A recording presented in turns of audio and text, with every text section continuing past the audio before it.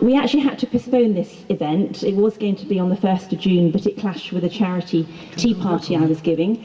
So I'm actually not your mayor at the moment, but what I want to say, in over 800 engagements I did, apart from exhibitions in museums, I've only opened or launched 3 heritage projects. And guess what? They're all in Wheathampstead. Go Wheathampstead! It's quite staggering. The first was a fantastic High Street project. Hands up those of you who were involved with the High Street project. Loads of you, absolutely wonderful. And for those that don't know, that was showing what our village was like 100 years ago. You're not all 100, but it's going to be great, especially for our celebration of the First World War coming up this summer. That also was supported by the Heritage Lottery Fund, so how nice to have you here today, Maggie. That's the first thank you. And at the time, this was our 50-word description. To capitalise on our strong and fascinating history and increase high street trading through increased footfall from both residents and visitors. To stimulate education for young people, exercise for both adults and children alike, and to respond to the strategy statement to value our environment, heritage and culture. Now that was 2009, and I think you'll all agree Wheathampstead has changed so much in just these couple of years with all these projects. As you know, is chairman of Wheathampstead District Preservation Society. Such a talented lady. She works full-time and yet still finds a way to champion everything that's better about our environment, with a particular passion for not very nice signage. So I think a big round of applause for Julie. Amazing. And Dusty. Richard Brett, come on Richard.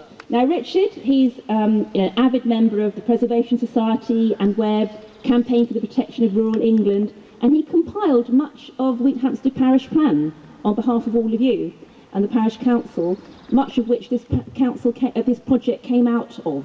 So if you remember the village plan, you all put your responses in. So Richard, amazing, thank you so much. Adam Collis, next to board.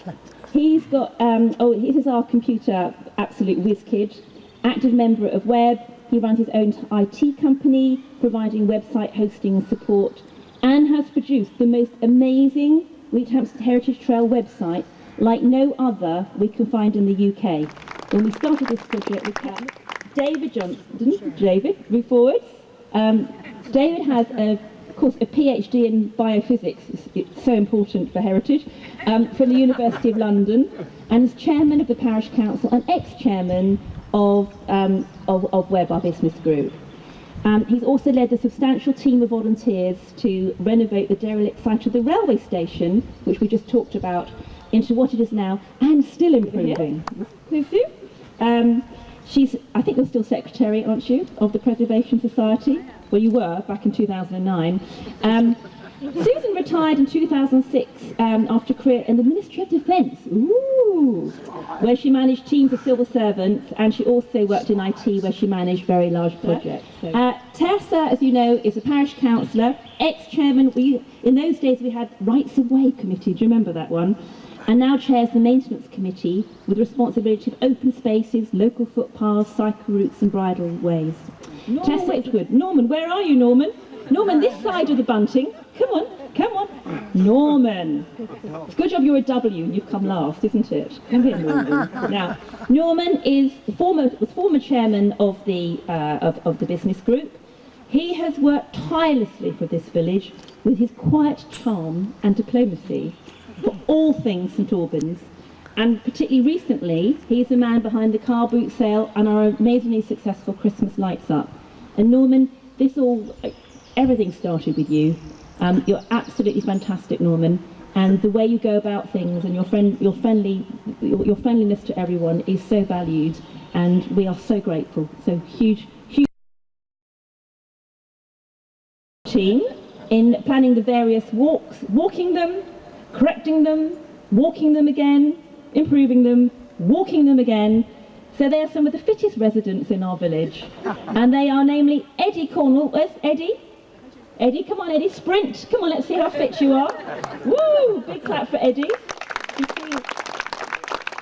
at Neil, come on Patrick. Look at these lean men.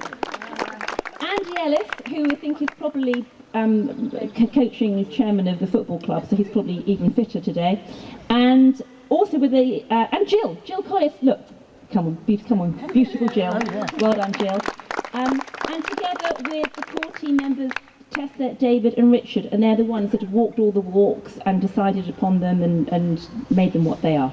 So thank you so much. Has anyone walked them all yet? Yay!